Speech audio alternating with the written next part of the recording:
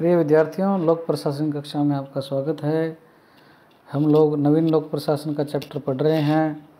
इसके तहत हम लोगों ने इससे पूर्व हनी प्रतिवेदन और फिलाडेल्फिया सम्मेलन के बारे में पढ़ा था। आज हम मिनोब्रुक सम्मेलन जो प्रथम है उसके बारे में अध्ययन करेंगे। मिनोब्रुक सम्मेलन जो है 1968 में हुआ था और इसमें क्या है, चार प्रमुख सम्मेलन में क्या नारे दिए गए, ये क्या है, नवीन लोक प्रशासन के आधार स्तंभ माने जाते हैं, उसके बारे में हम देखते हैं। और ये क्रांतिकारी नारे हैं इनके, और इस पर ही क्या है, नवीन लोक प्रशासन का आधार स्तंभ जो है इमारत खड़ी है। कुल मिला के मतलब ये पारंपरिक लोक प्रशासन और जो नवीन लोक प्रशासन है उसके बीच में जो मुख्य अंतर है वो इन्हीं पर टिका हुआ है।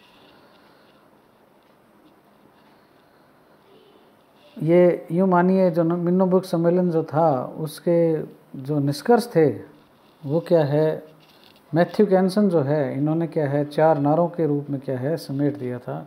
तो उन्हीं को हम क्या है देखते हैं। पहला जो है इसमें है प्रासंगिकता, रेलिवेंस। यह पहला नारा था।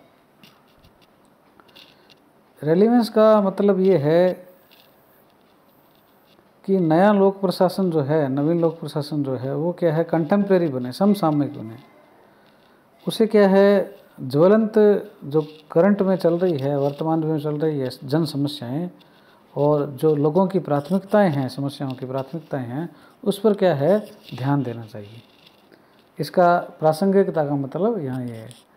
परंपरागत लोक प्रशासन जो है वो उत्पन्न जो भी जनता की समस्याएं थी उस पर क्या अपेक्षित ध्यान नहीं देता था और उनकी प्राथमिकता पर भी कोई ऐसा ध्यान नहीं था, और जनता की समस्याओं की आवश्यक समझबूझ का भी उसमें क्या है पारंपरिक लोक प्रशासन में अभाव था। इससे क्या हुआ कि सामाजिक असंतुलन, जन असंतोष, जन आक्रोश उत्पन्न हुआ और समाज में क्या है थोड़ी उथल पुथल शुरू हो गई और यह कहा जाने लगा कि कार्यकुशलता और जो मितव्ययिता है वही लोक प्रशासन नहीं है, बल्कि उसे जो समकालीन समस्याएं हैं, तात्कालीन जो समस्याएं हैं, जो करंट समस्याएं हैं, उसकी जड़ तक भी पहुंचना चाहिए। उस पर भी क्या है प्रशासन को या लोक प्रशासन को ध्यान देना चाहिए। तो ये क्या है प्रासंगिकता का मतलब इसमें यहाँ है। दूसरा जो नारा था वो था इसका मूल्य, वैल्यूज़।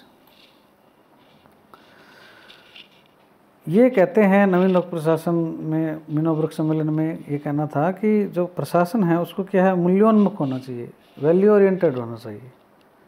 ये इसका दूसरा नारा था। और यहाँ मूल्य से क्या मतलब है, वो है पूर्वाग्रही प्रशासन। अर्थात जैसे भारतीय संविधान के अनुच्छेद 16(4) में यह बताया गया है कि जो भेदभाव है उस पर क्या है मतलब रोक लगाई गई। धर्म, मूल, वंश, जाति, लिंग, जन्म स्थान जो है इसमें इस आधार पर हमारे क्या है किसी भी प्रकार का भेदभाव नहीं किया जाएगा। और उसको ही, ये जो भेदभाव है इसको दूर करने के लिए प्रशासन को क्या है एक अस्त्र के रूप में काम में लिया जाता है। इसके द्वारा क्या है समाज में गरीब, वंचित, दलित जो हैं उन लोगों की स्थिति में क्या है तेज़ी से सुधार हुआ है। जब समाज स्वयं अमीर और गरीब, संपन्न और विपन्न में बंटा होगा तब प्रशासन की तटस्थता इस खाई को बांटने में ही मदद कर सकेगी। अतः प्रशासन को गरीबों, जो विपन्न है वर्ग, दलित है वर्ग जो है, उसके प्रति क्या विशेष झुकाव रखना चाहिए और यही लोक कल्याणकारी राज्य की वास्तविक पहचान और आवश्यकता है।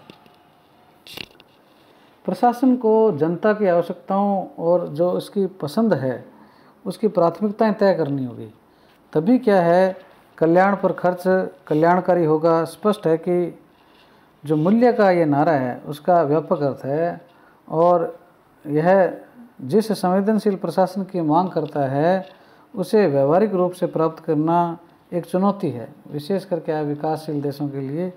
इस प्रकार जो नवीन लोक प्रशासन है वो क्या है प्रबंध उन्मुखी जो है, तकनीकी उन्मुख जो है लोक प्रशासन और मूल्य रहित जो राजनीतिक दृष्टिकोण जो है उन दोनों को क्या है ये खारिज करता है। अर्थात मूल्यों को ये वरीयता देता है। और जो लोक प्रशासन है उसको निर्देशात्मक, अनुशासनात्मक और एक वैज्ञानिक भूमिका प्रदान करने का प्रयास करता है। तो ये क्या है, इसका दूसरा नारा था। तीसरा जो नारा है वो है सामाजिक समानता, सोशल इक्विटी। मिनोब्रिक सम्मेलन के जो चिंतक थे उन्होंने क्या समाजवादी क्रांति का नारा दिया, आह्वान किया, और पूंजीवादी लोकतांत्रिक अमेरिकी समाज में सामाजिक समानता का नारा आश्चर्यजनक था।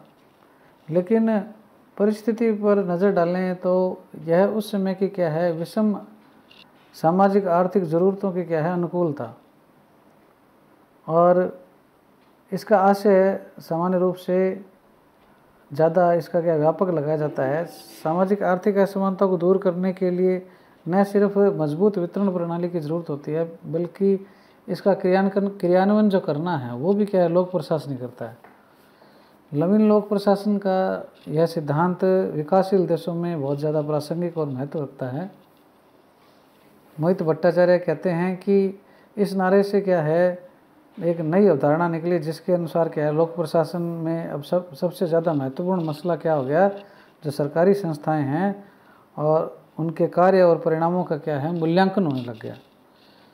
यदि लोक प्रशासन समानता के लिए आवश्यक परिवर्तन सुनिश्चित नहीं कर रहा है तो इस बात की पूरी संभावना है कि वह वंचितों के शोषण में जो संपन्न वर्ग है उसके साथ है।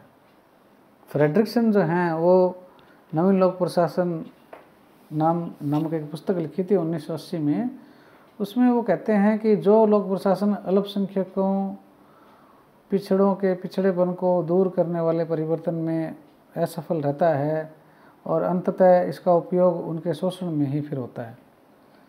स्पष्ट है कि सामाजिक समानता समान विकास की योजना का आधार है और इसमें क्या मात्रात्मक विकास के बजाय गुणात्मक विकास पर क्या है, मुख्य बल दिया गया है। तो ये क्या है, इनका तीसरा नारा था। अगला जो है वो नारा है सामाजिक परिवर्तन, सोशल चेंजेज। अब क्या है, समानता का जो उद्देश्य है उसको प्राप्त करने के लिए परिवर्तन जरूरी है। परंपरागत लोक प्रशासन जो था वो क्या यथास्थितिवादी था, जैसा चल रहा है उसको चलने दो। और नवीन लोक प्रशासन जो है वो परिवर्तन उन्मुख है, अर्थात परिवर्तनवादी है। यह जो परिवर्तन है वो आक्रामक तेवरों से युक्त है और वह समाज के कमज़ोर वर्ग की स्थिति में तीव्र सकारात्मक परिवर्तन को अपना आदर्श घोषित करता है। शक्तिशाली जो समूह हैं और उनका संरक्षण करने वाली संस्थाएं जो है उनके विरुद्ध क्या है, जिनका शोषण हो रहा है उस वर्ग को क्या है, ताकत प्रदान करने का यह प्रयास करता है। वास्तव में परिवर्तन तब तक नहीं हो सकता जब तक प्रशासन में प्रतिक्रिया की जबरदस्त इच्छा शक्ति नहीं हो। नवीन लोक प्रशासन ऐसी ही प्रतिक्रिया से युक्त है जो न सिर्फ सामाजिक परिवर्तनों को स्थायित्व देने के लिए उनका संस्थानीकरण करता है, बल्कि समाज को भी क्या है, ये बाध्य करता है कि उन परिवर्तनों को वो क्या है, अपनाए। इस कारण नवीन लोक प्रशासन में सामाजिक परिवर्तनों को अपनाने के लिए जोर दिया गया है और इसके लिए क्या लोचशीलता और बाध्यकारी परिवर्तन लाने के लिए कठोरता जो है उसमें क्या है, बेहतर समन्वय लाने का यह आह्वान करता है। यदि हम मिनोब्रुक सम्मेलन का मूल्यांकन करें तो हम कह सकते हैं कि मिनोब्रुक सम्मेलन जो है वो अपने समय की परिस्थितियों की उपज था, लेकिन उसके कुछ मुद्दे आज भी क्या है, प्रासंगिक बने हुए हैं। किंतु कुछ ऐसी स्थितियां भी हुई या ऐसी बातें हुई जिन्होंने क्या अनेक विरोधाभास भी खड़े किए। उदाहरण के लिए लोक प्रशासन को क्या है, राजनीतिक से क्या वापस जोड़ने का प्रयास किया गया, लेकिन राजनीति का अतिक्रमण क्या है, यह स्वीकार्य नहीं था और विशेषीकरण का युग है, इसमें क्या है, राजनीति के अतिक्रमण का क्या है, बिल्कुल स्वीकार नहीं किया जा रहा था। फिर इसके अलावा भी क्या है, इसके मुद्दों में क्या है, पुनरावृत्ति थी और कुछ ऐसी अंतर्निहितताएं थी जिसकी क्या आलोचना हुई। और सामाजिक परिवर्तन और समानता जो है उसको भी हम क्या अलग नहीं कर सकते। समानता प्राप्त करने के लिए परिवर्तन जरूरी है। इसी प्रकार मूल्य को मिनोब्रुक सम्मेलन के चिंतकों ने परिभाषित स्पष्ट रूप से नहीं कर पाए थे, ऐसा भी आलोचक कहते हैं। तो इस प्रकार से क्या है, इसकी क्या है, कुछ प्रतिक्रियाएं चिंतकों की इसके विरुद्ध रही है। इसके पश्चात इस जो नवीन लोक प्रशासन का उद्भव है उसमें क्या 3 पुस्तकें भी हैं, उनका भी बड़ा योगदान रहता है। एक तो फ्रैंक मैरिनी जो है, उन्होंने क्या है नवलोक प्रशासन पर एक किताब लिखी थी, और towards a new public administration Minnowbrook perspective है इसका नाम। और इसमें क्या है मिनोब्रुक सम्मेलन जो है उसके बारे में क्या कुछ निर्णय लिया गया, क्या कुछ कहा गया, इसके बारे पर है वो। इसके पश्चात ड्वाइट वाल्डो जो हैं, इन्होंने भी क्या है एक पुस्तक लिखी, उसका नाम है 1971 में वो प्रकाशित हुई, 97 में, public administration in A time of turbulence, संकट काल में लोक प्रशासन। तो ये जो दोनों पुस्तकें हैं, एक तो नवीन लोक प्रशासन की ओर मिनोब्रुक परिप्रेक्ष्य, और दूसरी क्या है संकट काल में लोक प्रशासन। ये जो दोनों पुस्तकें हैं, इन्होंने क्या है नवीन लोक प्रशासन जो है उसको क्या वैचारिक आधार प्रदान किया। एक कॉन्सेप्ट क्या है, थ्योरी क्या है, इसके बारे में उस लोगों को जानकारी मिली। लेकिन जहाँ फ्रैंक मैरिनी की पुस्तक है उसमें क्या है सिर्फ मिनोब्रुक सम्मेलन के निष्कर्ष ही हैं। वहीं वाल्डो ने जो संकट काल में लोक प्रशासन पुस्तक लिखी 1971 में, उसमें क्या है नवीन लोक प्रशासन जो है उसकी नवीन भूमिका के संदर्भ में फिलाडेल्फिया और मिनोब्रुक दोनों के विचारों को क्या है तालमेल बिठाकर उसमें क्या है उसने प्रयास किया है। इसके अलावा उन्होंने क्या है जो शास्त्रीय दृष्टिकोण है, क्लासिकल जो अप्रोच है, उसके प्रति भी क्या है सॉफ्ट कॉर्नर बनाया है। और वाल्डो के अनुसार प्रशासन में अनौपचारिक और औपचारिक जो दोनों हैं, दोनों के तत्व जो हैं उनको स्थान होना चाहिए, और दोनों विरोधी नहीं है बल्कि एक दूसरे के संपूरक हैं, कम्प्लीमेंट्री है। जहाँ सामान्य परिस्थितियाँ होती है वहाँ पर क्या है औपचारिक तत्वों का, और जहाँ असामान्य परिस्थितियाँ होती हैं वहाँ अनौपचारिक तत्वों को लागू करना पड़ता है। इसलिए क्या है दोनों ही जरूरी है।